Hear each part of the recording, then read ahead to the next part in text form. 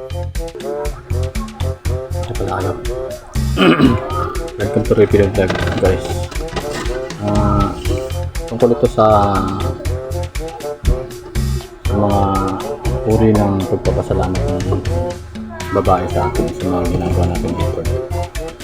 Siguro ang ilan sa inyo naka-experience na ng ganito.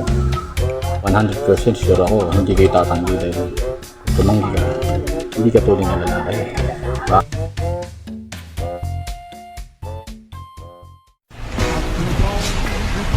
Kuya Noli, maraming salamat pala ha.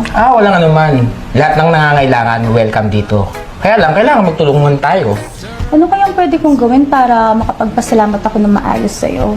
Sa akin, wala naman. Okay naman. Wala naman problema. Kaya ko naman gawin lahat kahit ano para lang mabigay ko yung pasalamat ko. Mas komportable kasi kapag gano'n. Talaga? Sige nga. Ibalik mo sa normal tong mundo. Hindi, nagbibiro lang ako. Gusto mo ba? Magpakantot ako sa'yo? Magpakantot ako sa'yo? Ha? Teka. Joke ba yan? Hindi. Seryoso ako. Nakita nyo na, guys. Napakaswerte ni Kuya Noli. Hindi imagine, hindi niya na-expect sa tsura niya na yun, di ba? Hindi may mag-o-open sa kanya ng ganung klaseng pagpapasalamat. Hindi agad siya tumunggi.